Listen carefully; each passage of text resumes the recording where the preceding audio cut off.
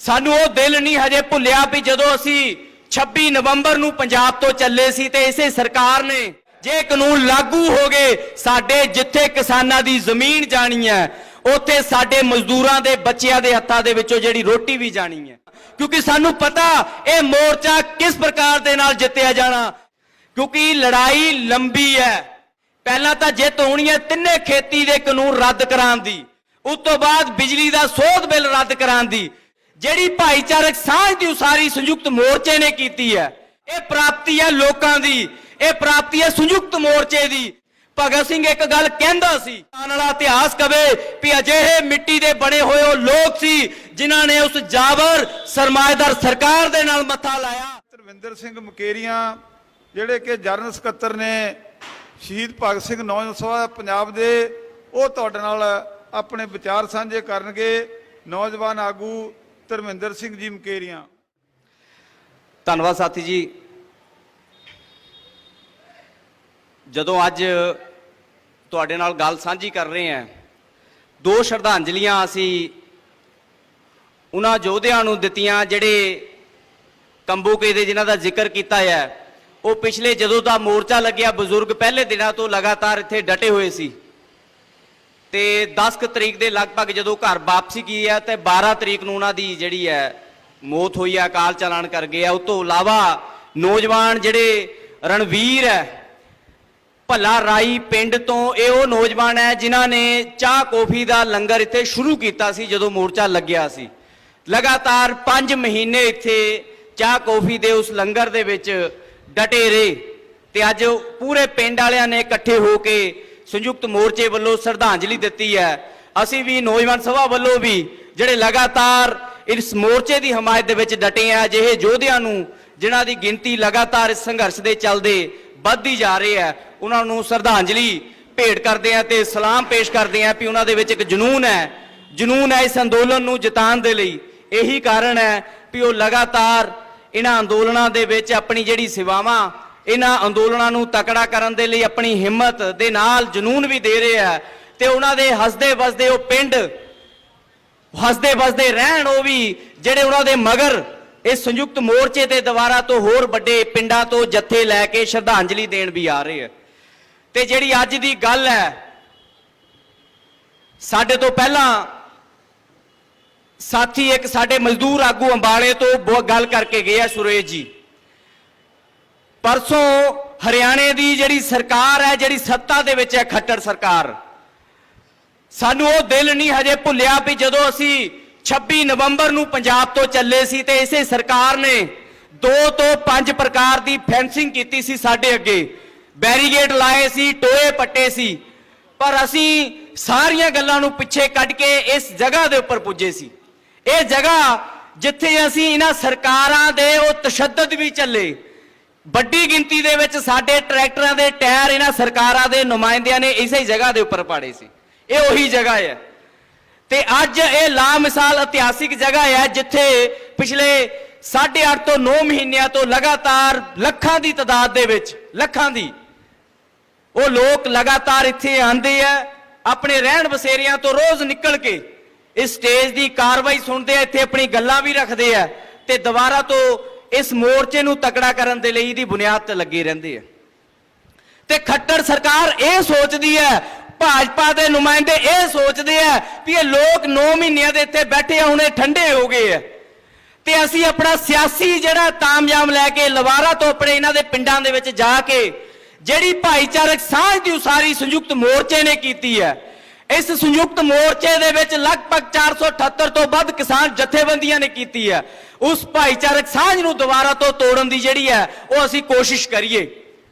ਪਰ ਸਲਾਮ ਹੈ ਇਹਨਾਂ ਲੋਕਾਂ ਨੂੰ ਜਿਨ੍ਹਾਂ ਨੂੰ 200 ਤੋਂ ਵੱਧ ਕਿਸਾਨਾਂ ਨੂੰ ਪਰਸੋਂ ਅੰਬਾਲੇ ਦੇ ਵਿੱਚ ਗ੍ਰਿਫਤਾਰ ਕੀਤਾ ਤੇ ਇਹਨਾਂ ਨੇ ਅਗਵਾਈ ਕਰਕੇ ਕੱਲ ਪੱਕਾ ਮੋਰਚਾ ਲਾ ਕੇ ਉੱਥੇ ਐਸਐਸਪੀ ਦਫ਼ਤਰ ਦਾ ਘਿਰਾਵ ਕੀਤਾ ਤੇ ਕੱਲ 200 ਕਿਸਾਨਾਂ ਨੂੰ ਜਿਹੜੀ ਖੱਟੜ ਸਰਕਾਰ ਨੇ ਅਰੈਸਟ ਕਰਕੇ ਅੰਦਰ ਰੱਖਿਆ ਤੇ ਛੱਡ ਕੇ ਰਿਹਾ ਕਰਾ ਕੇ ਸਾਡੇ ਵਿੱਚ ਖੜਾ ਕੀਤਾ। ਇਹ ਪ੍ਰਾਪਤੀ ਹੈ ਲੋਕਾਂ ਦੀ, ਇਹ ਪ੍ਰਾਪਤੀ ਹੈ ਸੰਯੁਕਤ ਮੋਰਚੇ ਦੀ। ਨਾ ਤਾਂ ਕਿਸੇ ਖਿੱਤੇ ਦੇ ਵਿੱਚ, ਚਾਹੇ ਉਹ ਪੰਜਾਬ ਹੈ ਚਾਹੇ ਉਹ ਹਰਿਆਣਾ ਹੈ, ਹੁਣ ਤਾਂ ਜਿੱਥੋਂ ਦਾ ਖੇਤੀਬਾੜੀ ਮਿਨਿਸਟਰ ਹੈ ਤੋਮਰ, ਉਹ ਮੱਧ ਪ੍ਰਦੇਸ਼ ਦੇ ਵਿੱਚ ਵੀ ਉਹਦਾ ਘਿਰਾਵ ਹੋ ਰਿਹਾ। 2 ਵਾਰ ਕਿਸਾਨਾਂ ਨੇ ਉਹਦਾ ਘਿਰਾਵ ਕੀਤਾ। ਉਹ ਜਿਹੜਾ ਤੋਮਰ ਇਹ ਕਹਿ ਰਿਹਾ ਸੀ ਵੀ ਇਹ ਕਾਨੂੰਨ ਕਾਰਪੋਰੇਟ ਜਿਹੜੇ ਪੱਖੀ ਨਹੀਂ ਹੈ, ਇਹ ਲੋਕਾਂ ਦੀ ਭਲਾਈ ਦੇ ਲਈ ਹੈ। ਹੁਣ ਉਹਦੇ ਖੇਤਰ ਦੇ ਲੋਕ ਉਹਨੂੰ ਥਾਂ ਥਾਂ ਘੇਰ ਕੇ ਦੱਸ ਰਹੇ ਆ ਵੀ ਤੂੰ ਜਿਹੜੇ ਕਾਨੂੰਨ ਲੈ ਕੇ ਆਇਆ, ਜਿਹੜਾ ਹੱਥ-ਟੋਕਾ ਬਣ ਕੇ ਬੈਠੀ ਹੋਈ ਤੇਰੀ ਸਰਕਾਰ ਹੈ, ਉਹ ਕਾਰਪੋਰੇਟ ਘਰਾਣਿਆਂ ਦਾ ਉਹਨਾਂ ਦੇ ਹੱਕ ਪੂਰਨ ਦੇ ਲਈ ਜਿਹੜੇ ਕਾਨੂੰਨ ਲਿਆਂਦੇ ਆ, ਇਹ ਸਾਨੂੰ ਪਤਾ ਵੀ ਇਹ ਕਾਰਪੋਰੇਟ ਪੱਖੀ ਹੈ, ਇਹ ਲੋਕ ਮਾਰੂ ਹੈ। ਜੇ ਕਾਨੂੰਨ ਲਾਗੂ ਹੋ ਗਏ, ਸਾਡੇ ਜਿੱਥੇ ਕਿਸਾਨਾਂ ਦੀ ਜ਼ਮੀਨ ਜਾਣੀ ਹੈ, ਉੱਥੇ ਸਾਡੇ ਮਜ਼ਦੂਰਾਂ ਦੇ ਬੱਚਿਆਂ ਦੇ ਹੱਥਾਂ ਦੇ ਵਿੱਚੋਂ ਜਿਹੜੀ ਰੋਟੀ ਵੀ ਜਾਣੀ ਹੈ। ਇਹੀ ਕਾਰਨ ਹੈ ਵੀ ਅੱਜ ਜਿੱਥੇ ਅੱਜ ਦਾ ਜਿਹੜੀ ਜਗ੍ਹਾ ਦੇ ਉੱਪਰ ਅਸੀਂ ਬੈਠ ਕੇ ਗੱਲਾਂ ਕਰਦੇ ਹਾਂ, ਇਹ ਸੰਯੁਕਤ ਮੋਰਚੇ ਨੇ ਲਗਾਤਾਰ ਘੋਲਾਂ ਦੀ ਉਸਾਰੀ ਕੀਤੀ ਹੈ। ਉਸ ਤੋਂ ਇਲਾਵਾ ਜੇ ਪੰਜਾਬ ਜਾਂ ਕੁੱਲ ਭਾਰਤ ਦੀ ਗੱਲ ਕਰ ਲਈਏ, ਇਹ ਪਿੱਛੇ ਜੀ ਦਿਨ ਗਿਆ, ਉਸ ਦਿਨ ਦੇ ਵਿੱਚ 9, 10 ਤੇ 11 ਤਰੀਕ ਜਿਹੜੀ ਅਗਸਤ ਦੀ ਗਈ ਹੈ, ਪੰਜਾਬ ਦੀਆਂ 7 ਪੇਂਡੂ ਤੇ ਖੇਤ ਮਜ਼ਦੂਰ ਜਥੇਬੰਦੀਆਂ ਨੇ ਪਟਿਆਲੇ ਦੇ ਵਿੱਚ ਪੱਕਾ ਮੋਰਚਾ ਲਾ ਕੇ ਆਪਣੀਆਂ ਮੰਗਾਂ ਨੂੰ ਲੈ ਕੇ ਐਲਾਨ ਕੀਤਾ ਵੀ ਜਿਹੜੇ ਸੱਤਾ ਦੇ ਵਿੱਚ ਮੰਤਰੀ ਹੈ, ਆਪਣੇ ਲਈ 2-2, 2.5 ਕਰੋੜ ਦੀ ਗੱਡੀਆਂ ਲੈ ਕੇ ਜਾਂਦੇ ਆ, ਤੇ ਸਾਡੇ ਲਈ ਸਿਰਫ 5 ਮਰਲੇ ਘਰ ਬਣਾਉਣ ਦੇ ਲਈ ਦੇ ਕੇ ਨਹੀਂ ਰਾਜ਼ੀ। ਉਹਨਾਂ ਮਜ਼ਦੂਰ ਜਥੇਬੰਦੀਆਂ ਨੇ ਗੱਲ ਰੱਖੀ ਵੀ ਸਾਡੇ ਲਈ ਘਰ ਬਣਾਉਣ ਦੇ ਲਈ ਜਿਹੜੇ ਤੁਸੀਂ ਵਾਅਦੇ ਕੀਤੇ ਸੀ, ਜਿਹੜੇ 5-5 ਮਰਲਿਆਂ ਦੇ ਪਲਾਟ ਦੇਣੇ ਆ, ਉਹ ਮੰਗਾਂ ਦੇ ਵਿੱਚ ਰੱਖੇ। ਉਸ ਤੋਂ ਇਲਾਵਾ ਉਹਨਾਂ ਮਜ਼ਦੂਰ ਜਿਹੜੇ ਲਗਾਤਾਰ ਸਾਨੂੰ ਨਖੇੜਨ ਦੀ ਕੋਸ਼ਿਸ਼ ਕਰਦੇ ਆ ਵੀ ਕਿਸਾਨ ਕਿਧਰੇ ਹੋਰ ਹੈ ਤੇ ਮਜ਼ਦੂਰ ਕਿਧਰੇ ਹੋਰ ਹੈ, ਤੇ ਸਲਾਮ ਹੈ ਉਹਨਾਂ ਮਜ਼ਦੂਰ ਜਥੇਬੰਦੀਆਂ ਨੂੰ। ਉਹਨਾਂ ਮਜ਼ਦੂਰ ਜਥੇਬੰਦੀਆਂ ਨੇ ਜਦੋਂ ਆਪਣੀ 11 ਮੰਗਾਂ ਰੱਖੀਆਂ ਨਾ ਉਹ ਪੱਕੇ ਮੋਰਚੇ 'ਚ, ਤੇ ਪਹਿਲੇ ਨੰਬਰ ਤੇ ਉਹਨਾਂ ਨੇ ਇਹ ਖੇਤੀ ਕਾਨੂੰਨਾਂ ਨੂੰ ਰੱਦ ਕਰਾਉਣ ਦਾ ਮੋਰਚਾ ਰੱਖਿਆ ਹੈ। ਇਹ ਪ੍ਰਾਪਤੀ ਹੈ ਕਿਸਾਨ ਤੇ ਮਜ਼ਦੂਰ ਦੇ ਏਕੇ ਦੀ। ਹੁਣ ਇਹ ਤੁਹਾਡੇ ਤੇ ਜ਼ਿੰਮੇਵਾਰੀ ਹੈ ਜਿਹੜੇ ਲਗਾਤਾਰ ਇਸ ਮੋਰਚੇ 'ਚ ਬੈਠੇ ਹੋਏ ਹੋ। ਅਸੀਂ ਆਂਦੇ ਆ ਨਾ, ਕੋਈ ਉਹ ਲਾਸਟ ਰਸੋਈ ਢਾਬੇ ਤੋਂ ਪਿੱਛੇ ਆਪਣਾ ਘਰ ਬਣਾ ਕੇ ਬੈਠਾ ਹੋਇਆ, ਕੋਈ ਇੱਥੇ ਬੈਠਾ ਹੋਇਆ, ਰੋਜ਼ ਉੱਥੋਂ ਪੈਦਲ ਚਾਹੇ ਟਰਾਲੀ ਕਿਸੇ ਵੀ ਤਰੀਕੇ ਨਾਲ ਉੱਥੋਂ ਨਿਕਲ ਕੇ ਦੁਬਾਰਾ ਇੱਥੇ ਪਹੁੰਚਦੇ। ਰੋਜ਼ ਅਸੀਂ ਕਈ ਵਾਰ ਕਹਿੰਦੇ ਆ ਵੀ ਰੋਜ਼ ਉਹੀ ਗੱਲਾਂ ਸੁਣਦੇ ਆ, ਉਹੀ ਕਰਦੇ ਆ, ਰਹਿੰਦੇ ਨੇ ਉੱਥੇ ਬੈਠੇ ਰਹਿੰਦੇ ਆ। ਪਰ ਇੱਕ ਚੀਜ਼ ਹੈ ਅੰਦਰ ਜਿਹੜੀ ਨਾ ਤਾਂ ਸਾਨੂੰ ਆਪਣੇ ਘਰਾਂ ਨੂੰ ਮੁੜਨ ਦਿੰਦੀ ਹੈ, ਜਿਹੜੀ ਚੀਜ਼ ਹੈ ਸਾਨੂੰ ਨਾ ਤਾਂ ਆਪਣੇ ਉਹਨਾਂ ਰਹਿਣ ਬਸੇਰਿਆਂ ਦੇ ਵਿੱਚ ਰਹਿਣ ਦਿੰਦੀ ਹੈ, ਉਹ ਚੀਜ਼ ਹੈ ਵੀ ਇਹ ਖੇਤੀ ਦੇ ਤੇ ਇਹਦੇ ਨਾਲ ਜਿਹੜੇ ਕਾਰਪੋਰੇਟ ਸਰਮਾਏਦਾਰ ਕੰਪਨੀਆਂ ਜਿਹੜੀਆਂ ਲਗਾਤਾਰ ਉਹਨਾਂ ਨੇ ਸਰਕਾਰਾਂ ਸੁਣੀਆਂ ਸੀ, ਇਹ ਸੱਤਾ ਦੇ ਵਿੱਚ ਆਈਆਂ ਜਿਹੜੀਆਂ, ਉਹ ਸਰਕਾਰਾਂ ਜਿਹੜੀਆਂ ਪਿਛਲੇ 7 ਸਾਲਾਂ 'ਚ ਅਜਿਹੇ ਕਾਨੂੰਨ ਇੱਕ ਕਰਕੇ ਬਣਾਉਂਦੀਆਂ ਲੈ ਕੇ ਆ ਗਈਆਂ, ਜਿਹਦੇ ਨਾਲ ਪਹਿਲਾਂ ਤਾਂ ਰੁਜ਼ਗਾਰ ਤੇ ਸੱਟ ਪਈ, ਉਹਦੇ ਤੋਂ ਬਾਅਦ ਜਿੰਨੇ ਵੀ ਸਾਡੇ ਸਰਕਾਰੀ ਅਦਾਰੇ ਹੈ ਉਹ ਸਾਰੇ ਗਹਿਣੇ ਧਰਤੇ ਇੱਕ ਕਰਕੇ ਵੇਚ ਦਿੱਤਾ। ਉਹਦੇ ਤੋਂ ਬਾਅਦ ਜੇ ਗੱਲ ਕਰ ਲਈਏ, ਸਾਡੇ ਹੀ ਪੈਸੇ ਅਸੀਂ ਆਪਣੇ ਬੈਂਕਾਂ 'ਚੋਂ ਕਢਾਉਣ ਦੇ ਲਈ ਮੁਮਤਾਜ ਹੋ ਗਏ। ਜੇ ਉਹਦੇ ਤੋਂ ਵੀ ਅੱਗੇ ਗੱਲ ਕਰ ਲਈਏ, ਅੱਜ ਹਾਲਾਤ ਇਹ ਹੈ ਵੀ ਸਾਡੇ ਜਿਹੜੇ ਫਸਲਾਂ ਦੇ ਭਾਅ ਹੈ, ਜੇ ਗੰਨੇ ਦੀ ਗੱਲ ਕਰ ਲਈਏ, ਜਿਨ੍ਹਾਂ ਖੇਤੀਆਂ ਦੇ ਵਿੱਚ ਗੰਨਾ ਲੱਗਦਾ ਹੈ, ਉਹ ਆਪਣੀ ਹੀ ਫਸਲ ਜਦੋਂ ਗੰਨੇ ਸੁੱਟਦੇ ਆ ਤੇ ਸਾਲ ਪੇਮੈਂਟਾਂ ਹੀ ਨਹੀਂ ਮਿਲਦੀਆਂ। ਉਹ ਪੇਮੈਂਟਾਂ ਲੈਣ ਦੇ ਲਈ ਸਾਨੂੰ ਮਿੱਲਾਂ ਦੇ ਬਾਹਰ 2-2, 4-4 ਦਿਨ ਧਰਨੇ ਲਾਉਣ ਪੈਂਦੀ ਹੈ। ਇਹ ਹਾਲਾਤ ਹੈ ਅੱਜ।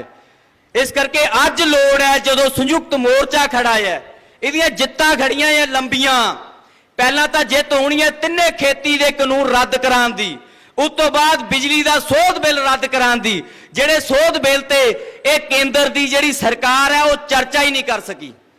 ਕਿਸਾਨਾਂ ਦੀ ਜਿਹੜੀ ਸੰਸਦ ਲੱਗੀ ਪੂਰੇ 9 ਤਰੀਕ ਤੱਕ ਲੱਗਦੀ ਰਹੀ, ਤੇ ਸੈਸ਼ਨ ਜਿਹੜਾ 13 ਤੱਕ ਲੱਗਣਾ ਸੀ, ਤੇ 2 ਦਿਨ ਜਿਹੜੀ ਹੈ ਬਿਜਲੀ ਸੋਧ ਬਿੱਲ ਦੇ ਉੱਪਰ ਚਰਚਾ ਹੋਣੀ ਸੀ। ਸਰਕਾਰ ਨੇ ਉਹ ਚਰਚਾ ਹੀ ਨਹੀਂ ਕੀਤੀ, ਕਿਉਂਕਿ ਪਤਾ ਸੀ ਵੀ ਜੇ ਚਰਚਾ ਕੀਤੀ ਤੇ ਜਿੰਨਾ ਰੋਲਾ ਪਿਛਲੇ ਦਿਨਾਂ ਦੇ ਵਿੱਚ ਪਿਆ, ਉਸ ਤੋਂ ਵੱਧ ਰੋਲਾ ਹੋਰ ਜ਼ਿਆਦਾ ਪੈਣਾ। 2 ਦਿਨ ਪਹਿਲਾਂ ਹੀ ਸੰਸਦ ਬੰਦ ਕਰਕੇ ਰੱਖਦੀ, ਜਿਹਦੇ ਕਰਕੇ ਇਹਨਾਂ ਨੂੰ ਚੁਣ ਕੇ ਭੇਜਿਆ ਹੋਇਆ ਹੈ। ਇਹ ਪ੍ਰਾਪਤੀ ਹੈ, ਇਹ ਤੋਂ ਵੱਡੀ ਪ੍ਰਾਪਤੀ ਹੈ। ਪਹਿਲੀ ਵਾਰ ਹੋਇਆ ਹੈ 70 ਸਾਲਾਂ 'ਚ, 70-75 ਸਾਲਾਂ 'ਚ ਪਹਿਲੀ ਵਾਰ ਵੀ ਜਿਹੜੀ ਸੰਸਦ ਜਿਸ ਕੰਮ ਦੇ ਲਈ ਬਣਾਈ ਗਈ ਹੈ, ਜਿਸ ਸੰਸਦ ਦੇ ਵਿੱਚ ਚੁਣੇ ਹੋਏ ਨੁਮਾਇੰਦੇ ਜਿਸ ਕੰਮ ਦੇ ਲਈ ਭੇਜੇ ਜਾਂਦੇ ਆ, ਉਹ ਕੰਮ ਉਹਨਾਂ ਨੂੰ ਕਰਨਾ ਪੈ ਗਿਆ। ਕਿਸਾਨਾਂ ਦੇ ਸੱਦੇ ਕਰਕੇ ਇੱਕ ਵੀ ਸੰਸਦ ਗੈਰ ਹਾਜ਼ਰ ਨਹੀਂ ਹੋਇਆ। ਵੱਡੀ ਗਿਣਤੀ ਜਿਹੜੇ ਵਿਰੋਧ ਦੇ ਵਿੱਚ ਬੈਠੇ ਹੋਏ ਸੰਸਦ ਸੀ, ਉਹਨਾਂ ਨੇ ਰੋਲਾ ਪਾਇਆ ਸੰਸਦ ਦੇ ਵਿੱਚ ਜਾ ਕੇ, ਚਾਹੇ ਉਹ ਰਾਜ ਸਭਾ ਹੈ ਚਾਹੇ ਲੋਕ ਸਭਾ ਹੈ। ਉਹਨਾਂ ਨੇ ਲਗਾਤਾਰ ਕਿਸਾਨ ਮਜ਼ਦੂਰ ਏਕਤਾ ਦੇ ਨਾਰੇ ਲਾਏ, ਨਾਲ ਹੀ ਇੱਕ ਵੱਡਾ ਨਾਰਾ ਜਿਹੜਾ ਬੁਲੰਦ ਕੀਤਾ, ਜਿਹੜਾ ਤੁਸੀਂ ਉਹਨਾਂ ਦੀ ਜ਼ਬਾਨਾਂ ਦੇ ਉੱਪਰ ਲੈ ਕੇ ਆਏ ਵੀ ਇਹ ਕਾਲੇ ਕਾਨੂੰਨ ਰੱਦ ਕਰਨੇ ਪੈਣੇ ਹੈ। ਇਹ ਹੁਣ ਪ੍ਰਾਪਤੀ ਹੈ ਤੁਹਾਡੀ। ਇਸ ਤੋਂ ਅੱਗੇ ਜਿਹੜਾ ਹੁਣ ਅਸਲ ਹੌਸਲਾ ਹੈ ਜਿਹੜਾ ਬਣਾ ਕੇ ਰੱਖਣਾ ਹੈ।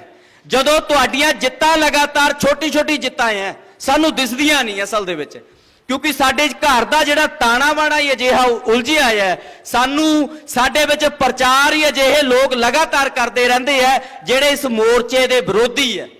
ਉਹ ਲਗਾਤਾਰ ਇੱਕ ਵੱਡਾ ਪ੍ਰਚਾਰ ਕਰਦੇ ਆ, ਉਹਦੇ ਨਾਲ ਇੱਕ ਗੋਦੀ ਮੀਡੀਆ ਖੜਾ ਜਿਹੜਾ ਪ੍ਰਚਾਰ ਕਰਦਾ ਵੀ ਇੰਨਾ ਸਮਾਂ ਹੋ ਗਿਆ ਅੰਦੋਲਨ ਦੇ ਵਿੱਚ ਕੁਝ ਹੋ ਨਹੀਂ ਰਿਹਾ। ਸ਼ਾਇਦ ਇੱਕ ਗੱਲ ਅਸੀਂ ਭੁੱਲ ਜਾਂਦੇ ਹਾਂ ਵੀ ਇਹ ਤੁਹਾਡੀ ਜਿੱਤ ਹੀ ਹੈ ਵੀ ਜਿਹੜੀ ਸੰਸਦ ਦੇ ਵਿੱਚ ਏਡਾ ਵੱਡਾ ਰੌਲਾ ਪਿਆ। ਇਹ ਤੁਹਾਡੀ ਜਿੱਤ ਹੀ ਹੈ। ਪੰਜਾਬ, ਹਰਿਆਣਾ ਤੇ ਭਾਰਤ ਦੇ ਵਿੱਚ ਬੀਜੇਪੀ ਦੀ ਕੋਈ ਰੈਲੀ ਨਹੀਂ ਹੋ ਰਹੀ। ਇਹ ਤੁਹਾਡੀ ਜਿੱਤ ਹੀ ਹੈ ਵੀ ਅਸੀਂ ਜਿਹੜੇ ਪੰਜਾਬ ਦੇ ਤੇ ਭਾਰਤ ਦੇ ਪੜ੍ਹੇ ਲਿਖੇ ਨੌਜਵਾਨ ਹੈ ਜਿਹੜੇ ਹੋਰ ਪਾਸੇ ਜਾ ਰਹੇ ਸੀ, ਉਹ ਦੁਬਾਰਾ ਤੋਂ ਆਪਣੇ ਖਿੱਤਿਆਂ ਦੇ ਵੱਲ ਮੁੜੇ ਹੈ। ਅੱਜ ਤੁਹਾਡੇ ਵਿੱਚ ਤੁਹਾਡੇ ਨਾਲ ਜਦੋਜਹਿਦ ਹੋ ਰਹੀ ਹੈ। ਉਹ ਅੰਦੋਲਨ ਦੇ ਵਿੱਚ ਲੰਗਰ ਹੋ ਗਿਆ, ਸਟੇਜ ਦੀ ਕਾਰਵਾਈ ਹੋ ਗਈ, ਵੱਖ-ਵੱਖ ਕੰਮਾਂ ਦੇ ਵਿੱਚ ਤੁਹਾਡੇ ਨਾਲ ਮਦਦ ਕਰ ਰਿਹਾ। ਇਹ ਤਬਦੀਲੀ ਹੈ, ਇਹ ਲਗਾਤਾਰ ਜਿੱਤਾਂ ਹੈ।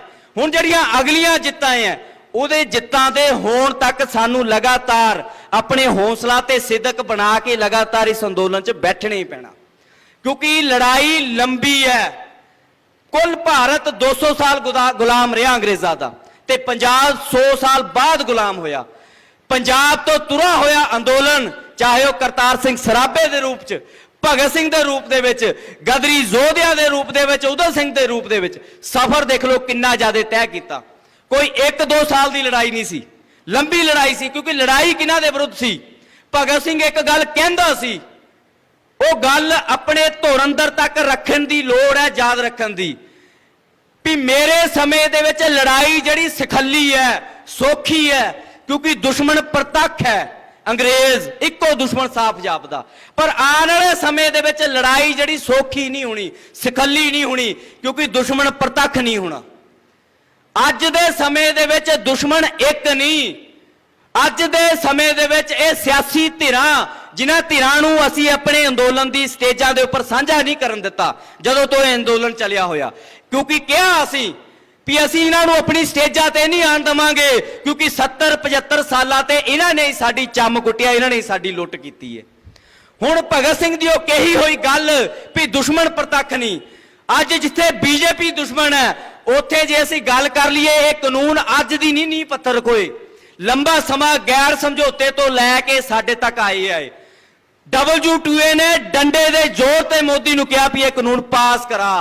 ਹੁਣ ਸਾਨੂੰ ਪਤਾ ਵੀ ਸਾਡੇ ਲਈ ਦੁਸ਼ਮਣ ਪਿੱਛੇ ਵਰਲਡ ਵਿਸ਼ਵ ਵਪਾਰ ਸੰਸਥਾ ਵੀ ਖੜੀ ਹੈ। ਇਹ ਸਮਝਣ ਦੀ ਲੋੜ ਹੈ। ਸਧਾਰਨ ਜੇ ਪਰਿਵਾਰਾਂ ਚੋਂ, ਸਧਾਰਨ ਜੇ ਲੋਕਾਂ ਦੇ ਵਿੱਚ ਅਸੀਂ ਵੱਡੀਆਂ ਗੱਲਾਂ ਜ਼ਰੂਰ ਕਰਦੇ ਹਾਂ, ਪਰ ਜੇ ਅਸੀਂ ਇਹ ਵੱਡੀਆਂ ਗੱਲਾਂ ਆਪਣੇ ਧੁਰ ਅੰਦਰ ਤੱਕ ਰੱਖੀਆਂ ਨਹੀਂ ਤੇ ਇਹ ਵੱਡਾ ਦੁਸ਼ਮਣ ਸਾਡੇ ਕੋਲ ਢਾਹ ਨਹੀਂ ਹੋਣਾ। ਇਹਨੂੰ ਢਾਹਣ ਦੇ ਲਈ ਸਾਨੂੰ ਆਪਣਾ ਹੌਸਲਾ ਪੱਕਾ ਰੱਖਣੇ ਪੈਣਾ ਹੈ ਆਖਰੀ ਦਮ ਤੱਕ, ਕਿਉਂਕਿ ਭਗਤ ਸਿੰਘ ਦੀ ਉਹ ਕਹੀ ਹੋਈ ਗੱਲ ਵੀ ਦੁਸ਼ਮਣ ਪ੍ਰਤੱਖ ਨਹੀਂ, ਇਹ ਮੋਰਚੇ ਨੇ ਤੁਹਾਨੂੰ ਪ੍ਰਤੱਖ ਰੂਪ ਦੇ ਵਿੱਚ ਦੁਸ਼ਮਣ ਦੱਸਿਆ ਹੈ। ਜਿੱਥੇ ਦੱਸਿਆ ਹੈ, ਇਹ RSS ਜਿਹੜੀ ਲਗਾਤਾਰ ਵੰਡੀਆਂ ਪਾ ਰਹੀ ਹੈ ਸਾਡੀ ਭਾਈਚਾਰਕ ਸਾਂਝ, ਤੇ ਇਹਦੀ ਜਿਹੜੀ ਬੀਜੇਪੀ ਹੈ ਉਹ ਲਗਾਤਾਰ ਆਰਥਿਕ ਤੌਰ ਤੇ ਅਜਿਹੇ ਕਾਨੂੰਨ ਲਿਆ ਰਹੀ ਹੈ ਜਿਹੜੇ ਕਾਨੂੰਨ ਸਾਡੀ ਰੋਜੀ ਰੋਟੀ ਤੇ, ਸਾਡੇ ਰੋਜ਼ਗਾਰ ਤੇ, ਸਾਡੇ ਸਰਕਾਰੀ ਅਦਾਰਿਆਂ ਤੇ, ਸਾਡੇ ਵਿੱਦਿਆ ਦੇ ਸੰਸਾਧਨ ਤੇ, ਸਾਡੀ ਸਿਹਤ ਤੇ ਲੁੱਟ ਕਰ ਰਹੀ ਹੈ। ਉਹਦੇ ਤੋਂ ਬਾਅਦ ਉਹਦੇ ਪਿੱਛੇ ਖੜੀ ਜਿਹੜੀ ਵਿਸ਼ਵ ਵਪਾਰ ਸੰਸਥਾ ਹੈ, ਉਹ ਲਗਾਤਾਰ ਅਜਿਹੀਆਂ ਨੀਤੀਆਂ ਲਿਆ ਰਹੀ ਹੈ ਜਿਹੜੀਆਂ ਤੈਅ ਕਰਦੀ ਹੈ ਵੀ ਅਸੀਂ ਖਾਣਾ ਕੀ ਹੈ, ਅਸੀਂ ਪਹਿਨਣਾ ਕੀ ਹੈ, ਅਸੀਂ ਪੜ੍ਹਨਾ ਕੀ ਹੈ, ਤੇ ਅਸੀਂ ਕੱਲ ਨੂੰ ਕੰਮ ਕਿੱਥੇ ਕਰਨਾ ਹੈ। ਇਸ ਕਰਕੇ ਲੜਾਈ ਲੰਬੀ ਹੈ। ਇਹ ਲੜਾਈ ਲੰਬੀ ਕਰਨ ਦੇ ਲਈ ਸਾਡੀ ਜ਼ਿੰਮੇਵਾਰੀ ਹੈ। ਜਿੱਥੇ ਅਸੀਂ ਆਪਣੇ ਉਹਨਾਂ ਘਰਾਂ ਚੋਂ ਹੱਸਦੇ ਖੇਡਦੇ ਪਰਿਵਾਰਾਂ ਚੋਂ ਰੋਜ਼ ਇੱਥੇ ਆਨੇ ਆ, ਉੱਥੇ ਸਾਡੀ ਜ਼ਿੰਮੇਵਾਰੀ ਹੈ ਵੀ ਇਸ ਅੰਦੋਲਨ ਨੂੰ ਤਕੜਾ ਕਰਨ ਦੇ ਲਈ ਜੋ ਵੀ ਯਤਨ ਕਰ ਸਕਦੇ ਆ ਆਪਣੇ ਸਧਾਰਨ ਸ਼ਬਦਾਂ ਦੇ ਨਾਲ, ਆਪਣੇ ਸਧਾਰਨ ਵਸੀਲਿਆਂ ਦੇ ਨਾਲ, ਉਹ ਤਕੜੇ ਹੋ ਕੇ ਪਹਿਲ ਦੇ ਆਧਾਰ ਤੇ ਰੱਖੀਏ। ਸਾਡੇ ਪਹਿਲ ਦੇ ਆਧਾਰ ਤੇ ਗੱਲ ਸੰਯੁਕਤ ਮੋਰਚਾ, ਦਿੱਲੀ ਦੇ 5 ਅੱਡ-ਅੱਡ ਬਾਰਡਰਾਂ ਤੇ ਬੈਠੇ ਹੋਏ ਕਿਸਾਨ ਮਜ਼ਦੂਰ, ਪੰਜਾਬ ਤੇ ਹਰਿਆਣੇ ਤੇ ਬੈਠੇ ਹੋਏ ਟੋਲ ਪਲਾਜ਼ੇ ਹੋਣੇ ਚਾਹੀਦੇ ਆ ਪਹਿਲੇ ਤਰਜ਼ ਦੇ ਉੱਪਰ।